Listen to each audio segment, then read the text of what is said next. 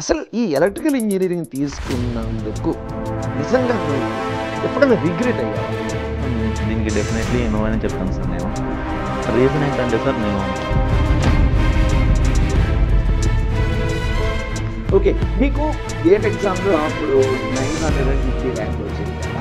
అంటే ఏ subject what are favourite subject? ఒక చెప్పాలి సార్ నేను ఇక్కడ ఏంటంటే గేట్ ఎగ్జామ్ క్లియర్ చేయాలంటే దాని తర్వాత ఎన్ని రోజులు ఉన్నది అంటే పిఎస్సీస్ కూడా ప్రిపేర్ అవుతున్నాను అని చెప్పాను సార్ అక్కడ. అంటే ఏ ఇంటర్వ్యూస్కి వెళ్ళామని అడిగారు. నేను చెప్పాను ఇవన్నీ వెళ్ళాలంటే లాస్ట్ ఎన్పీసీఎల్ కూడా చెప్పాను. ఎన్పీసీఎల్ అంటే బిఏ కింద వస్తుంది, డిపార్ట్మెంట్ ఆఫ్ అటామిక్ ఎనర్జీ కింద వస్తుంది. ఓపెన్ చెప్పేసి అదేమని ఆ ఇంటర్వ్యూస్ కన్నా సో 40 మినిట్స్ అయ్యాక సో రిజల్ట్ వచ్చింది. రైతు బిడ్డలు మీ నాన్నగారు ఎలా ఫీల్ అయ్యారు? అది చాలా సో అది ఏమైనా 22లో వచ్చింది కదా సార్ ఇక్కడికి. అదే కొందరికి గేట్ ర్యాంక్ స్కోర్ తక్కువ వచ్చిన వాళ్ళు ఇంటర్వ్యూ బేస్డ్ కూడా సీట్స్ ఉంటాయి. అంటే ఇంకా ఫేవరెట్ సబ్జెక్ట్ సార్ చెప్పుకుంటూ వెళ్ళాను. క్లాస్లో ఏమైందంటే మీకు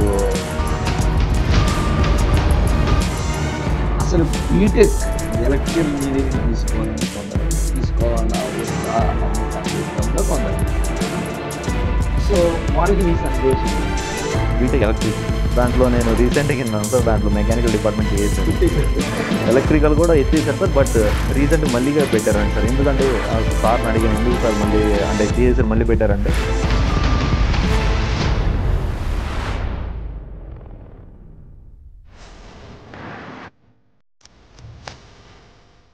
డియర్ స్టూడెంట్స్, ఈరోజు మన ముందు విష్ణువర్ధన్ రెడ్డి బీటెక్ ట్రిపుల్ ఈ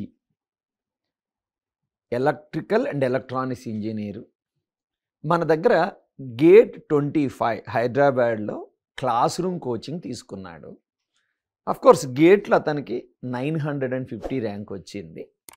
అయితే ఏంటి ఆ స్పెషాలిటీ సార్? ఆయన ఏమన్నా టాప్ 10లో ఉన్నాడా, టాప్ 100లో ఉన్నాడా అని ఒక ప్రశ్న రావచ్చు. టాప్ 10 కానీ 100 కానీ ఫస్ట్ ర్యాంక్ కానీ రోటీ కపడా మకాన్, ఫైనల్గా నువ్వు ఎక్కడ సెటిల్ అవుతావు, అంతే కదా.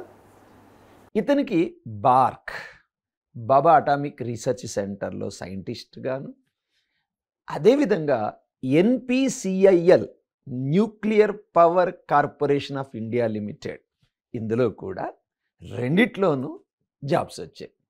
రఫ్గా అది ట్రైనింగ్ అంతా అయ్యాక వీళ్ళ ప్యాకేజీ 16 లక్షలకు కొంచెం అటు ఇటు ఉంటుంది. మంచి ప్యాకేజ్ కదా. అయితే తన నుంచి తన జీవితంలో ఎలా స్టార్ట్ అయింది బీటెక్ కాడి నుంచి కొన్ని జనరల్ క్వశ్చన్లు కూడా అడుగుతాం. ఓకే, సో విష్ణు, అసలు ఇవాళ రేపు భారతదేశం మొత్తంలో ఎలక్ట్రికల్ ఇంజనీరింగ్ అంటే పారిపోతున్నారు. మాకొద్దు, ఇది ఒక బేకార్, ఎలక్ట్రికల్ అనేది బేకార్ అన్న ధోరణి ఎక్కువ శాతం స్టూడెంట్స్లో ఉంది, పేరెంట్స్ మైండ్ సెట్లో కూడా వచ్చేసింది. అసలు ఈ ఎలక్ట్రికల్ ఇంజనీరింగ్ తీసుకున్నందుకు నిజంగా నువ్వు ఎప్పుడైనా రిగ్రెట్ అయ్యావా? దీనికి డెఫినెట్లీ నో అని చెప్తాను సార్ నేను.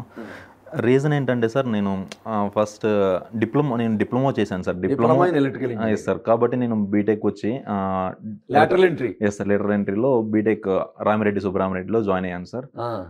సో జాయిన్ అయిన తర్వాత ఎలా ఉంటుందంటే సార్, అంటే కొంతమంది ఫీల్ అవుతూ ఉంటారు సార్ ఎలక్ట్రికల్ డిపార్ట్మెంట్ చాలా కష్టం అనేసి.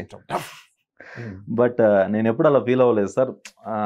లైక్ గేట్ జర్నీ స్టార్ట్ అయిన తర్వాత కొద్దిగా అనిపించింది. బట్ రిమైనింగ్ బ్రాంచెస్తో పోల్చుకుంటే దీంట్లో సిలబస్ చాలా వ్యాస్ట్గా ఉంటుంది. ఎందుకంటే మెషిన్స్ దాంట్లో 4 మెషిన్స్ ఉంటాయి. లైక్ ఒక సబ్జెక్ట్ దాంట్లో ఇంకా రిమైనింగ్ 4 సబ్జెక్ట్స్ లాగా ఉంటాయి సార్. అంటే ఎలక్ట్రికల్ ఇంజనీరింగ్తో పాటు ఎలక్ట్రానిక్స్ కూడా చదవాలి. అది ఒక రీజన్. ఒక సపోజ్ పవర్ సిస్టమ్ తీసుకున్నాం అనుకోండి సార్, దాంట్లో 3 పార్ట్స్ ఉంటాయి. ఒక్కొక్క పార్ట్ ఒక సబ్జెక్ట్ లాగా ఉంటుంది సార్. కాబట్టి సిలబస్ వ్యాస్ట్. కాబట్టి ఇప్పుడు ఏస్లో కూడా ఎలక్ట్రికల్ డిపార్ట్మెంట్కి టీచింగ్ అవర్స్ ఉంటాయి కదా సార్, చాలా ఎక్కువ కంపేర్ టు రిమైనింగ్ బ్రాంచెస్. అందుకే ఏస్లో కూడా ఎక్కువ టైం తీసుకుంటారు సార్ టీచర్స్, ఫ్యాకల్టీ అంటే కంప్లీట్ చేయడానికి. స్లోగా చెప్తూ ఉంటారు, జాగ్రత్తగా చెప్పాలి ప్రతి ఒక్క.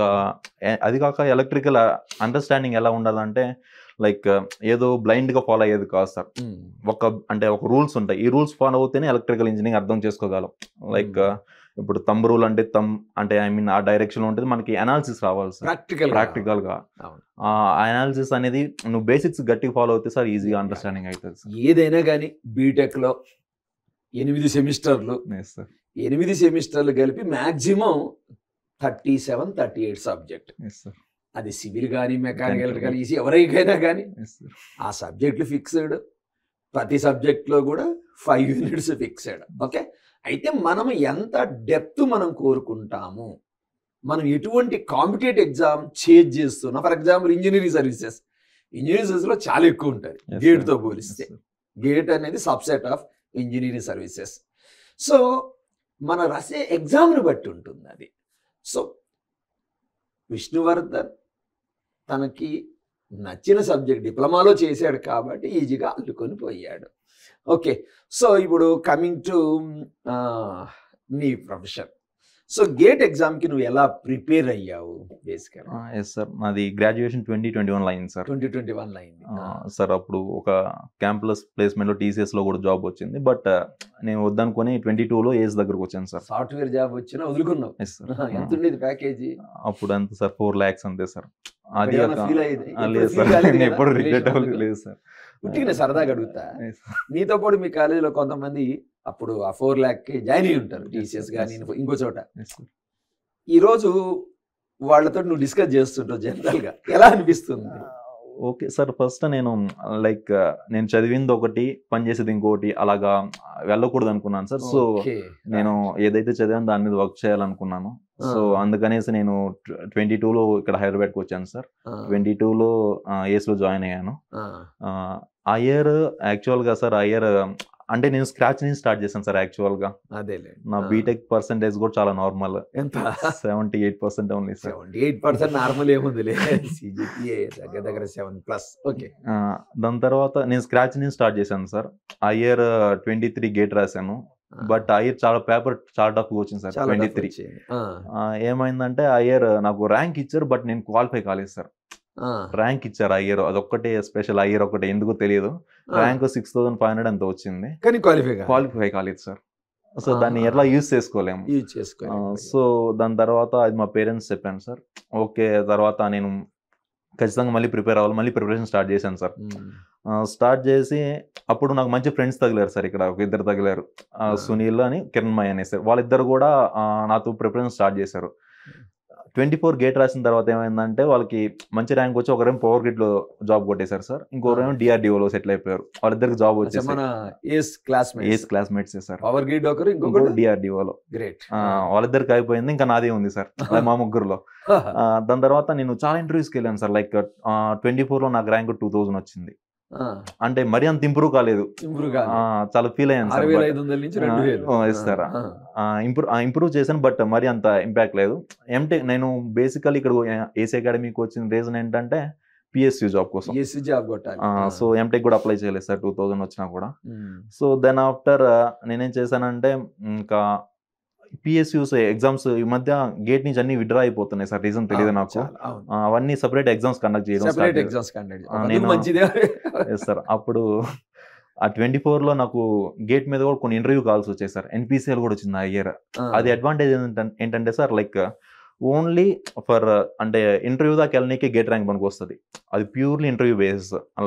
నువ్వు ఇంటర్వ్యూ ఎంత మంచిగా చేస్తే అంత అంటే ప్రాబిలిటీ ఎక్కువ ఉంటుంది సార్. అంటే 24లో మళ్ళీ కోచింగ్ తీసుకొని గేట్ 25 ఎగ్జామ్ రాసావు? Yes sir. అంటే మళ్ళీ కోచింగ్ వచ్చావు? ఎస్ సార్, వచ్చాను. ఎందుకంటే 2000 నుంచి బయట ఉంటే ఎలా ఉంటుంది అంటే, ఒకరోజు చదవాలనిపిస్తుంది, ఒకరోజు చదవ బుద్ధి కాదు. ఈ మైండ్ సెట్ లో మళ్ళీ 1 year వేస్ట్ చేస్తున్నా, ఇదొక భయం ఉండిపోయింది నాకు. పోయిన అమౌంట్ 40,000 కదా, అంటే 50% ఆఫ్ ఇస్తారు సార్ ఓల్డ్ స్టూడెంట్ కి. దెన్ దాన్ని యూజ్ చేసుకొని నేను జాయిన్ అయ్యాను. జాయిన్ అయితే ఏమైందంటే, ఇంకా రెగ్యులర్ గా క్లాసెస్ కి అలాగే వెళ్ళడం, నేను డౌట్స్ ఉన్న క్లాసెస్ కి వెళ్ళాను సార్ మాక్సిమం. ఈ కాన్సెప్ట్ చేసుకోకూడదు, మనం ఎక్కడ వీక్ ఉంటామో అది ఫోకస్ చేయాలి అప్పుడు. అలాగా 24లో క్లాస్కి వెళ్ళడం స్టార్ట్ చేశాను. ఆ ఇయర్ చాలా ఇంటర్వ్యూ ఫేస్ చేశాను sir. Power grade, IOCL, HPCL, NPCL. 2000 rank తో కూడా అవకాశాలు ఇచ్చారు. అదే సార్ ఇచ్చారు, బట్ అదేందుకు నేను దాన్ని ఎలా యూటిలైజ్ చేసుకున్నాను అంటే సార్, బట్ అవి ఫైనల్ సెలక్షన్ ఉండవు సార్ ఖచ్చితంగా. ఖచ్చితంగా ఉండదు. బట్ ఇంటర్వ్యూ కాల్ వచ్చింది కదా, నేను వెళ్ళానంటే నాకు ఈ స్టేజ్ ఫియర్ అంటే ఎక్స్పీరియన్స్ కోసం వెళ్ళాను సార్ నేను. ఆ ర్యాంక్ వచ్చినా సరే అవ్వదు నాకు తెలుసు పక్కాగా. అంటే చాలా మంది ఏం చేస్తారు అంటే అసలు కొన్ని అవకాశాలకు అప్లై కూడా చేయరు. అప్లై చేస్తే కొంత బిడియం పోతుంది. అదృష్టవశాత్తు ఇంటర్వ్యూలో సక్సెస్ అయితే మంచి సక్సెస్ కాబట్టి ఒక అనుభవం వస్తుంది. సో అందువల్ల till you settle in your life, ఒక స్టూడెంట్గా నువ్వు ఎన్ని అవకాశాలకి ఎన్నిటికి అప్లై చేస్తే అంత మంచిది. Right, okay. మీకు గేట్ ఎగ్జామ్లో అప్పుడు 950 ర్యాంక్ వచ్చింది కదా, అంటే ఏ subject, what are your favourite subjects? Favourite అంటే సార్ అంటే గేట్కి అంటే ఒక చెప్పాలి సార్ నేను ఇక్కడ ఏంటంటే గేట్ ఎగ్జామ్ క్లియర్ చేయాలంటే కాన్సెప్చువల్ అండర్స్టాండింగ్ మరీ ఎక్కువ అవసరం లేదు sir. Only problematic solving skills చాలా ఎక్కువ కావాలి సార్. గేట్ వచ్చి ప్రాబ్లమ్ సాల్వింగ్. ఎస్ సార్, ఎక్కువ మనం అంటే ఉంటుంది. అదే క్లాస్లో మనం ప్రతి ఒక్కటి అండర్స్టాండ్ చేసుకోవడం ట్రై చేస్తాం సార్. అదంత అవసరం లేదు అక్కడ. ఓన్లీ ప్రాబ్లమ్స్, ఒక ప్రాబ్లం వచ్చింది, ఏ ఫామ్లో అప్లై చేయాలా, ఎలా అప్లై చేయాలా, ఆన్సర్ తీసుకురావాలి అంతే. అది కీ రోల్ సార్. అది అదే బుల్లెట్ దిగిందా లేదా అన్నట్టు ఆన్సర్ వచ్చిందా లేదా. ఎస్ సార్, అదే గేట్లో చాలా ఇంపార్టెంట్. చాలా స్టూడెంట్స్ ఏం చేస్తారంటే ప్రతి ఒక్కటి సార్ చెప్పేది ప్రతి ఒక్కటి అండర్స్టాండ్ చేసుకోవాలని చూస్తూ ఉంటారు. బట్ అదంతా టైం వేస్ట్ సార్. అది ఓన్లీ థింగ్ గేట్ ర్యాంక్ రావాలి, కాన్సెప్ట్ అర్థం చేసుకొని అప్లికేషన్ పోవాలి sir. Only problematic solving skills sir. అంటే నీకు గేట్ ఎగ్జామ్ లో అన్ని రకాల సబ్జెక్ట్స్ ఉంటాయి. కోర్ ఎలక్ట్రికల్ తో పాటు ఎలక్ట్రానిక్స్, అనలాగ్, డిజిటల్ అన్ని ఉంటాయి కదా సార్. సిగ్నల్ సిస్టమ్ కూడా ఉంది మీకు. సో మరి నాన్ ఎలక్ట్రికల్ సబ్జెక్టులకు కూడా ఈక్వల్ ఫోకస్ ఇచ్చావా? సార్ అది సార్ ఫస్ట్ నేను అంటే ఈజీ సబ్జెక్ట్స్ చూస్ చేసుకున్నాను సార్. నీ దృష్టిలో ఈజీ ఏంటి? Networks, control, signals, analog, mathematics, యాప్టిక్. ఇవి 6 సబ్జెక్టులు చదువుకుంటే ఈజీగా ర్యాంక్ వచ్చేస్తుంది సార్. 1000 లోపల వచ్చేస్తుంది. But networks, control, signals, analog, mathematics, aptitude. Okay, అలాగే చెప్పి అవి వచ్చేసాయి సార్ ఫ్లోలో కూడా. ఐ మీన్ దాని తర్వాత ఇంకా ప్యూర్ కోర్లో power electronics, machines, power systems sir. వీటిల్లో ఐ మీన్ మరీ డిఫికల్ట్ అంటే 2 సబ్జెక్ట్స్ ఖచ్చితంగా చూస్ చేసుకుంటే బెటర్ సార్. ఐ మీన్ ఇంక వదిలేయకుండా 1 మార్క్ వస్తాయి సార్, అవి ఈజీ వస్తాయి, జస్ట్ ఫార్ములా. అలాంటి మిస్ అయ్యకూడదు సార్. 48 వచ్చాయి sir. 48 out of 100. Okay sir. అంటే ఈ లెక్కన ఒక 60 మార్క్స్ వస్తే టాప్ 100 ఉండొచ్చు, అరౌండ్ 100 ప్లస్. Very good. దాని తర్వాత నాకు థర్డ్ అటెంప్ట్ లో కూడా నాకు అంత మంచిగా అనిపించలేదు సార్. ఈ రిజల్ట్ చాలా ఫీల్ అయ్యాను కొద్దిగా 950 NLకి. దాని తర్వాత నేనేం చేశానంటే బీఆర్సీ ఎగ్జామ్ ఉంది. సో ఇంటర్వ్యూ ప్రిపేర్ అయ్యావు అప్పుడు. ఇంటర్వ్యూ ప్రిపేర్ అయ్యే తర్వాత అంతే కదా, 950 ర్యాంక్ అంటే డిస్కరేజింగ్ కదా. Yes sir. ఇంకా నేను అంటే దాంట్లో బీఆర్సీ సెలెక్ట్ చేయలేదు సార్ నన్ను. అది ఆ స్కోర్ మీద బీఆర్సీ స్కోర్ కాదు, అది కాదు సార్. సపరేట్ ఎగ్జామ్ పెట్టారు తను. బీఆర్సీ తను ఎవరి ఇయర్ పెడతారు సార్. తను అంటే గేట్ ద్వారా అవకాశం ఉంటది, నాన్ గేట్ ద్వారా కూడా ఉంటది. Yes sir. నేను ఈ నాన్ గేట్ ద్వారా బాగా యూటిలైజ్ చేసుకున్నాను సార్. సబ్జెక్ట్ మీద నీకు గ్రిప్ ఉంది కాబట్టి అక్కడ యూజ్ చేసుకున్నాను సార్. గేట్లో అంత మంచి రానిలేకపోయాను కాబట్టి నేను దీన్ని మంచిగా యూజ్ చేసుకొని ఆ ఎగ్జామ్ రాసిన రోజున అర్థం అయిపోయింది ఖచ్చితంగా అయిపోతుంది ఎగ్జామ్, ఫిక్స్ అయిపోయాను సార్. దాని తర్వాత ఏప్రిల్ 1st వీక్ రిజల్ట్ ఇచ్చాడు. దాని తర్వాత నేను ఒక్కసారి బీఆర్సీకి ప్రిపేర్ అయితే NPCL కూడా same sir, almost same interview process sir. Favourite subjects అడుగుతారు, దాంట్లో నుంచి అంటే డెప్త్ ఉంటుంది సార్. బీఆర్సీ అనేది కొద్దిగా ఒక టఫెస్ట్ ఇంటర్వ్యూ అని ఉంటుంది సార్. ఎంతమంది ఉన్నారు ఇంటర్వ్యూ బోర్డులో? ఒక 8 to 9 members ఉన్నారు సార్. లేదు సార్, నేను ఇంటర్వ్యూస్ ఫేస్ చేశాను కదా ఇంతకుముందు 24లో, అలవాటు అయిపోయింది సార్ నాకు. సో వాళ్ళు ఏమడిగారు? ఏమైనా జనరల్ స్టడీస్ అడిగారా? లేదు సార్, వెళ్ళాను ఫస్ట్ లోపలికి వెళ్ళంగానే అంటే 21 పాస్ అవుట్ కదా. తర్వాత ఏం చేసావంటే ఇలాగా ర్యాంక్స్ చెప్పాను, ఇలాగ అయింది సార్ నాది, ఈ జర్నీ చెప్పాను. అంటే గ్యాప్ గురించి ఏమి అడిగారు సార్. అది అంత ఇబ్బంది ఏం పెట్టలేదు, ఓకే అన్నారు. ఇంకా తర్వాత చాలా మంది గ్యాప్ గురించి భయపడతారు, సో భయపడాల్సిన అవసరం లేదు. అంటే అక్కడ అడగలేదు సార్, మేబీ నాకు అడగలేదు, మేబీ ఛాన్స్. ఇంకా దాని తర్వాత ఎన్ని రోజులు ఉన్నా కదా అంటే PSUs కూడా ప్రిపేర్ అవుతున్నా అని చెప్పాను సార్. అక్కడ అంటే ఏ ఇంటర్వ్యూస్కి వెళ్ళావు అని అడిగారు. నేను చెప్పాను ఇవన్నీ వెళ్ళంటే లాస్ట్ NPCL కూడా చెప్పాను. NPCL అంటే DAE కింద వస్తుంది, డిపార్ట్మెంట్ ఆఫ్ అటామిక్ ఎనర్జీ కింద వస్తుంది. ఆ ఇంటర్వ్యూస్ కన్నీ వెళ్ళాను సార్, బట్ సెలెక్ట్ కాదు 24లో సార్. ఇదంతా 25లో చెప్పాను సార్ అక్కడ బీఆర్సీలో ఇలా కావలేదని. దాని తర్వాత ఓకే ఎందుకు అని అడిగారు, బట్ నేను సరిగా ఆన్సర్ చేయలేకపోయాను సార్ 24లో అని చెప్పాను. దాని తర్వాత ఫేవరెట్ సబ్జెక్ట్స్ అడిగారు సార్. ఇదే ప్రాసెస్. ఈ బీఆర్సీ ఇంటర్వ్యూ ఎలా ఉంటుందంటే సార్, లైక్ వాళ్ళు మెన్షన్ చేస్తారు సార్ ఫేవరెట్ సబ్జెక్ట్స్ ప్రిపేర్ ఎక్కువ సబ్జెక్ట్స్ కూడా అవసరం లేదు, ఓన్లీ ఫేవరెట్ సబ్జెక్ట్స్ ఒక 4 to 5. బట్ వాళ్ళు 4 అని కూడా మెన్షన్ చేయలేదు సార్. నేనేం చేశానంటే 3 సబ్జెక్ట్స్ అయితే తీసుకున్నా, ఇన్డెప్త్గా ప్రిపేర్ అయ్యా. ఏం చెప్పావు? మషిన్స్, పవర్ ఎలక్ట్రానిక్స్, నెట్వర్క్స్, ఈ 3 చెప్పాను సార్. ఆ 3 ఇన్డెప్త్గా ప్రిపేర్ అయ్యాను సార్. అండ్ ఇంకోటి ఎక్స్ట్రా పెట్టుకొని బర్డెన్ లాగా ఫీల్ అవ్వడం కన్నా ఈ 3 ఇన్డెప్త్గా ప్రిపేర్ అయితే బెటర్ అని నేను రిస్క్ తీసుకుని వెళ్ళాను. ఇంకా లోపలికి వెళ్ళంగానే వాళ్ళు స్టార్ట్ చేశారు సార్, బేసిక్ నుంచి స్టార్ట్ చేశారు. అంటే ఇప్పుడు ఒక థీరం స్టేట్మెంట్ ఉంటుంది, లీనియర్ బైలేటరల్ ఉంటుంది, లీనియారిటీ అంటే ఏంటి, అలా స్టార్ట్ చేశారు. ఇంకా బేసిక్ నుంచి స్టార్ట్ చేసి మరీ అంటే డెప్త్కి వెళ్తారు సార్ వాళ్ళు. క్రాస్ క్వశ్చన్ చాలా ఎక్కువ ఉంటుంది, అలాగా జరుగుతూ పోతుంది సార్. బట్ దీంట్లో ఇంకోటి ఏం చేస్తారంటే సార్ వాళ్ళు, లైక్ నువ్వు ఆన్సర్ చెప్పిన తర్వాత ఎంత కాన్ఫిడెంట్ కూడా చెక్ చేస్తారు సార్ వాళ్ళు. అది కూడా నేను ఒకసారి పవర్ ఎలక్ట్రానిక్స్ లో క్వశ్చన్ అడిగారు, నేను ఫ్లూక్ గా చెప్పినట్టు కాకుండా నేను ఆన్సర్ చేసిన తర్వాత వాళ్ళు ఏం చేశారంటే నన్ను కన్ఫ్యూజ్ చేద్దాం ట్రై చేశారు సార్ వాళ్ళు. బట్ నా ఆన్సర్ నేనైతే అదే చెప్పాను, నా నాలెడ్జ్ ప్రకారం ఇదే సార్ ఆన్సర్ అని చెప్పాను. వాళ్ళు క్వశ్చన్ మార్క్ ఫేస్ పెట్టారు, అంటే నన్ను కన్ఫ్యూజ్ చేద్దామనేమో తెలియదు. బట్ అలాగా అయింది. అందరు అడిగారు క్వశ్చన్స్? అందరు అడుగుతారు సార్, ఖచ్చితంగా అడుగుతారు సార్. వాళ్ళు జరిగిందమ్మా around 40-45 minutes sir, average sir. NPCL కూడా అలాగే ఉంటుంది సార్. లాస్ట్ వచ్చేటప్పుడు ఏమైందంటే బీఆర్సీలో యాక్చువల్గా లాస్ట్ ఇయర్ నేను ఎన్పిసిఎల్ ఎందుకు సెలెక్ట్ చేయలేదని అడిగారు. అంటే అది లైక్ ఎలా తీసుకోవాలో అర్థం కాలేదు నాకు, మంచిగా అయిందనా లేకపోతే అవ్వలేదా అనేసి. ఏం చెప్పావు? ఇంకా నేను లాస్ట్ ఇయర్ కొన్ని క్వశ్చన్స్ అంటే తప్పు ఆన్సర్స్ చెప్పాను సార్, సో తీసుకోలేదు. Yes sir. దాని తర్వాత ఇంకా అదే కాన్ఫిడెన్స్ అనిపించింది. ఎస్ సార్, అది వాళ్ళు ఆ క్వశ్చన్ అడిగిన తర్వాత క్వశ్చన్ మార్క్ అయిపోయింది సార్. వాళ్ళు నేను మంచిగా చెప్పానని అడిగారా లేకపోతే చెప్పలేదని అడిగారా అర్థం కాలేదు. దాని తర్వాత కమ్యూనికేషన్ స్కిల్స్ బాగున్నాయి. వెరీ గుడ్ కమ్యూనికేషన్, అంటే వాయిస్ లో క్లారిటీ ఉంది. అది కూడా చాలా ఇంపార్టెంట్ సార్. బోర్డు మీదకి వెళ్ళి ప్రతి ఒక్కటి ఎక్స్ప్లెయిన్ చేయాలి సార్. వైట్ బోర్డ్ పెడతారు, వైట్ బోర్డ్ సార్. వెళ్ళి కూర్చొని జస్ట్ ఇంట్రో అడుగుతారు అంతే. తర్వాత అంతా 45 minutes అక్కడ వెళ్ళిపోమంటారు. చాక్ పీస్ ఉంటది. ఇంకా presentation skills are also equally important. అది కాక బీఆర్సీ కూడా ఏం చేయాలంటే ఏమన్నా కాన్సెప్ట్ అడిగినప్పుడు నేను ఏం చేశానంటే సార్, ఇంటర్వ్యూకి ఓన్లీ ఏస్ మెటీరియల్ అంటే నోట్స్ ఉంటాయి కదా సార్, ఫ్యాకల్టీ నోట్స్, అవి చదివాను. అవి కాకుండా ఏమన్నా కాన్సెప్ట్ డౌట్ ఉంటే నేను టెక్స్ట్ బుక్కి వెళ్ళాను సార్. వెళ్ళిన తర్వాత ఏమన్నా ఒక క్వశ్చన్ అడిగిన తర్వాత నువ్వు ఎక్కువ డయాగ్రామాటిక్ వ్యూలో ఇస్తే నీకు మంచి అడ్వాంటేజ్ సార్ నీకు. ఎందుకంటే అక్కడికి వచ్చే వాళ్ళంతా టాప్ ఉంటారు కదా సార్, లైక్ గేట్ లో స్టూడెంట్స్ కూడా ఈక్వల్ కాంపిటెంట్ ఉంటారు. వాళ్ళు బీట్ చేయాలంటే రీజన్ ఏంటంటే, ఇంకోటి వాళ్ళు ఏమైనా క్వశ్చన్ అడిగితే డయాగ్రామాటిక్, ఇప్పుడు మెషిన్స్ అడిగారు సార్, నేను ప్రతి ఒక్కటి డయాగ్రామాటిక్ వ్యూలో చెప్పాను వాళ్ళకి. లైక్ వాళ్ళు అక్కడి నుంచి క్రాస్ క్వశ్చన్ చేశారు, నేను కొన్ని తప్పులు కూడా చెప్పాను, వాళ్ళు నన్ను కరెక్ట్ చేశారు కూడా.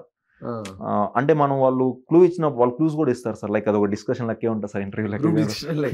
ఫ్రెండ్లీగా ఉంటారు, బట్ వాళ్ళు క్లూస్ ఇస్తారు సార్. బట్ అవి మనం క్యాచ్ చేసి అండ్ మన మిస్టేక్ ని రెక్టిఫై చేసుకోవాలా. అవన్నీ చెప్తావు, తప్పు చేసి సారీ చెప్పావా? లేదు సార్, ఒక సారీ చెప్పేసి ఇంకా రెక్టిఫై చేసుకున్నాను సార్. అది కాక ఇంకోటి ఏంటంటే, ఈ బీఆర్సీ ఇంటర్వ్యూలో ఒక ప్రాబ్లం ఇచ్చినప్పుడు నువ్వు ఎలా అప్రోచ్ అవుతున్నా కూడా చూస్తారు సార్.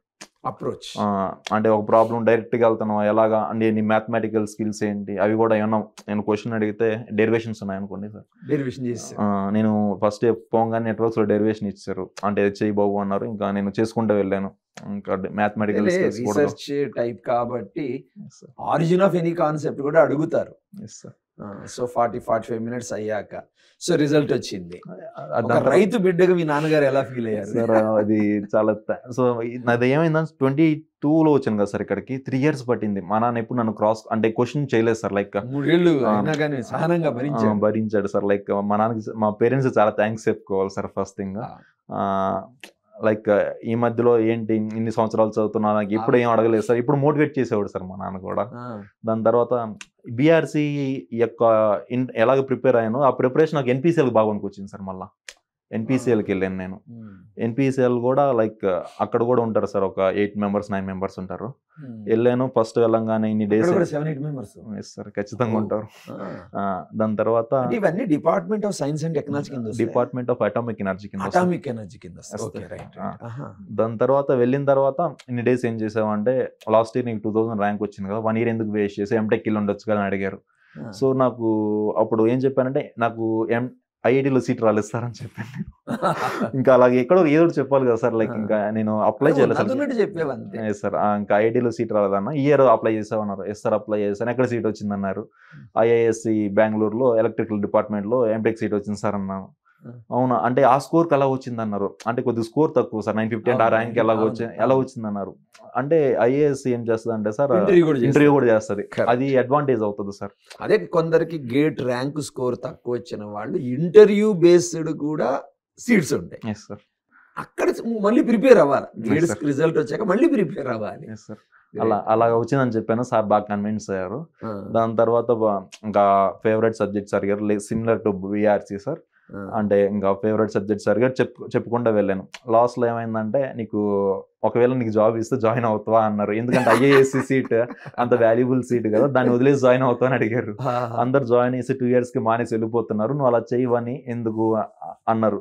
బట్ నేను చెప్పాను సార్ నేను లాస్ట్ ఇయర్ NPCLకి వచ్చాను, అప్పుడు నా సెలక్షన్ అవ్వలేదు సార్, కాబట్టి నేను మళ్ళీ ఇయర్ వచ్చాను సార్ అన్న. అప్పుడే అక్కడ ఒక లేడీ ప్యానల్ మెంబర్ ఉంది సార్, అక్కడ ఆమె లాస్ట్ ఇయర్ కూడా ఉన్నది. ఆమె నన్ను గుర్తుపట్టుకున్నది sir. Sir I know this guy came last year NPCL. ఆమె ఎలా గుర్తుపెట్టుకున్నా తెలియదు సార్, ఎందుకంటే లాస్ట్ ఇయర్ ఆమె సార్ నన్ను ఎక్కువ టఫ్ క్వశ్చన్స్ అడిగింది. అందుకు సంథింగ్ ఎలా గుర్తుపెట్టుకున్నా తెలియదు. ఇంకా అక్కడ మెయిన్ ఉంటారు కదా సార్ ప్యానల్లో, వాళ్ళు ఆయన బాగా కన్విన్స్ అయిపోయాడు. దాని తర్వాత మీ ఫ్యామిలీ బ్యాక్గ్రౌండ్ ఏంటి, నార్మల్ క్వశ్చన్స్ అడిగారు. అది కూడా 40 to 45 minutes జరిగింది సార్. అంటే నిజాయితీగా ఉంటే యాక్సెప్ట్ చేస్తారు, భయపడాల్సిన అవసరం లేదు. Very good Vishnu. సో ఇప్పుడు భవిష్యత్తులో అసలు బీటెక్ ఎలక్ట్రికల్ ఇంజనీరింగ్ తీసుకోవాలని కొందరు, తీసుకోవాలా వద్దా అనే సందిగ్ధంలో కొందరు ఉన్నారు. సో వాళ్ళకి నీ సందేశం ఏంటి? బీటెక్ ఎలక్ట్రికల్, అసలు బీటెక్ ఎలక్ట్రికల్ అంటే భారతదేశంలో ఎలక్ట్రికల్, మెకానికల్, సివిల్ ఈ 3 పనికిరాని కోర్సులుగా స్టాంప్ పడిపోయింది భారతదేశంలో. దీనికి ముఖ్యంగా సౌత్ ఇండియాలో ఎక్కువ పడ్డాయి స్టాంప్. ఏంటి నీ ఉద్దేశం వాటి మీద? సార్ యాక్చువల్గా మా college RSR Ramireddy Subrahmareddy engineering college, దాంట్లో నేను రీసెంట్గా విన్నాను సార్, దాంట్లో మెకానికల్ డిపార్ట్మెంట్ ఎత్తేసారు, ఎలక్ట్రికల్ కూడా ఎత్తేసారు సార్. బట్ రీసెంట్గా మళ్ళీగా పెట్టారండి సార్. ఎందుకంటే సార్ని అడిగాను ఎందుకు సార్ మళ్ళీ అంటే ఎత్తేసారు మళ్ళీ పెట్టారంటే, కరోనా టైంలో అందరూ ఐటీ మీద పడిపోయారు, అందరూ సిఎస్సిలోనే ఎక్కువ బ్రాంచ్లు చేశారు, దాంట్లో జాయిన్ అయ్యారు. ఇప్పుడు ఏమవుతుందంటే ఉండే కొద్దీ బయటకి సిఎస్సి వాళ్ళంతా అన్ఎంప్లాయిడ్ అయిపోయారు. ఈ కోర్ బ్రాంచెస్ అనేవి సార్ ఎప్పుడైనా ఉన్న ఒక 5-6 జాబ్స్ ఉన్నా, తక్కువ జాబ్స్ ఉన్నా ఎప్పుడు ఉంటాయి సార్. ఇవి జాబ్స్ ఉంటాయి, కొద్దిగా లేట్ అయినా ఏదో ఒక యావరేజ్ వస్తుంది. బతకడానికైతే ఒక చిన్న జాబ్స్ కూడా దొరుకుతాయి. సార్ అది గేట్ రాసుకుంటే ఇంకా మంచి ఆపర్చునిటీస్ ఉంటాయి సార్. అందుకే సబ్జెక్ట్ టచ్ లో పెట్టుకోవాలి. సో బీటెక్ ఎలక్ట్రికల్ అనే కాదు, సివిల్, మెకానికల్ చదివేటి వాళ్ళు ఏదో డిగ్రీ కోసం చదవద్దు. సబ్జెక్ట్ మీద కొంత అవగాహన ఉండి కాంపిటేటివ్ ఎగ్జామ్స్, అది గేట్ కానీ ఇంజనీర్స్ కానీ లేదు స్టేట్కి సంబంధించిన ఎన్నో ఉంటాయి, జెన్కో, ట్రాన్స్కో, డిస్కాన్, సబ్జెక్ట్ టచ్లో ఉంటుంది. ఓకే 1-2 years డిలే అవ్వచ్చు, మంచి పొజిషన్ వస్తుంది. లేదు ఏమీ కాదు అనుకుంటే ఏదో ఒక జాబ్ అయితే వస్తుంది. చాలామంది ఏం చేస్తామంటే డిగ్నిటీ ఆఫ్ లేబర్ లేక ఇండియాలో ఏంటంటే అబ్బే ఇంత చిన్న జాబా అనుకుంటాం. ఆ మధ్య ఒక అతను నేను ఇంటర్వ్యూ చేశాను, అంటే ఇంటర్వ్యూలో చెప్పలేదు, బయట అడిగి అసలు ఏందయ్యా నువ్వు నీ సంగతి, నేను 4-3 ఏళ్ళు కష్టపడ్డావు కదా, మరి వాళ్ళు రాకపోతే ఏం చేసేవాడు అంటే, ఏముంది సార్ మా నాన్నకు 10 ఎకరాల పొలం ఉంది సార్, మెట్ట పొలమే, శుభ్రంగా నేను సైంటిఫిక్గా అగ్రికల్చర్ చేస్తాను సార్, హ్యాపీగా ఉంటాను, దానిలో ఏముందన్నాడు. అంటే ఏ బ్రాంచ్లో చూసినా జాబ్లెస్ వాళ్ళు ఉన్నారు, కానీ ఆ డిగ్రీతో పాటు కొంత లౌక్యం, కొంత జనరల్ అండర్స్టాండింగ్ ఇన్ లైఫ్ వస్తుంది. సో అందులోనే జాబ్ రాకపోయినా చచ్చిపోయేది ఏం లేదు, ఆకాశమే ఊడిపడదు. సో చేయడానికి ఎన్నో ఉంటాయి. Okay, so Vishnu, so thank you. And నీ జర్నీ నుంచి ఒక్క స్టూడెంట్ అన్న మోటివేట్ అయ్యి 3 సంవత్సరాలు సహనంగా సార్. ఇక్కడ ఇంకోటి చెప్తాను స్టూడెంట్స్కి, లైక్ ఇప్పుడు గేట్ ఫస్ట్ జాయిన్ అవ్వగానే ఒక అవ్వకపోతే అందరు డిమోటివేట్ అయిపోతారు సార్. లైక్ అది రిజల్ట్ రాగానే అవ్వట్లేదు అనేసి అక్కడి నుంచి టైం వేస్ట్ చేయడం స్టార్ట్ చేస్తారు. అది నేనే చేశాను సార్. దాని తర్వాత నేను రియలైజ్ ఏంటంటే గేట్ ఎగ్జామ్ అవ్వకపోతే పిఎస్యు చాలా రిక్రూట్ చేసుకుంటానే ఉంటాయి సార్. ఆ గేట్ ప్రిపరేషన్ నాన్ గేట్ ద్వారా నువ్వు గేట్ యొక్క ప్రిపరేషన్ సరిపోతుంది సార్, పిఎస్యూస్ కూడా సరిపోతుంది, ఖచ్చితంగా సరిపోతుంది సార్. ఆ ప్రిపరేషన్ యూస్ చేసుకొని నెక్స్ట్ పిఎస్యూస్ కి అలాగా ప్రిపేర్ అవుతామన్నప్పుడు మళ్ళీ నెక్స్ట్ గేట్ వచ్చేస్తుంది సార్. ఈవెన్ ఇంకోటి SSC, RRB అని అది ఏంటంటే రాస్తూ ఉండాలా, సార్ రాస్తూ ఉంటే సబ్జెక్ట్ టచ్లో ఉంటుంది. అంటే వదిలేసి 2 చేతులు ఎత్తేస్తే ఇంకా మళ్ళీ ముదురుకు వస్తుంది వారం. సరిదేగా గేట్ లో ఒకవేళ ఎక్కువ ర్యాంక్ వచ్చినా కూడా ఇప్పుడు ఎన్టీపీసీ ఉంది సార్, రీసెంట్ గా 24 మీద రిక్రూట్ చేస్తున్నారు. ర్యాంక్ కొన్ని కేటగిరీస్ బట్టి ఉంటుంది సార్. అది కొన్ని కేటగిరీస్ అది 3000 దాకా పోయింది. జాబ్ డైరెక్ట్ జాబ్ ఇంటర్వ్యూ కూడా లేదు దానికి.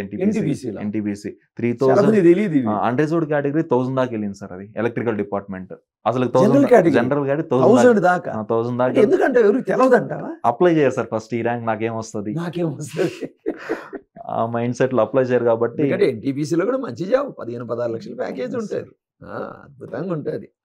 ఓకే, వెరీ గుడ్, మంచి ఇచ్చారు. సో గేట్ స్కోర్ రానంత మాత్రం నిరుత్సాహపడకుండా ప్రిపరేషన్ కంటిన్యూ చేయాలి, సన్యాసం చేయకూడదు, అంతే కదా. Okay Vishnu, thank you once again. God bless you. మీ నాన్నగారికి మీ అమ్మగారికి ఇంత సపోర్ట్ ఇచ్చినందుకు. ఓకే, సో మన ఏస్ అకాడమీ ఫ్యాకల్టీ నీకు పాఠాలు చెప్పిన వాళ్ళకి కూడా నమస్తే. Okay, thank you.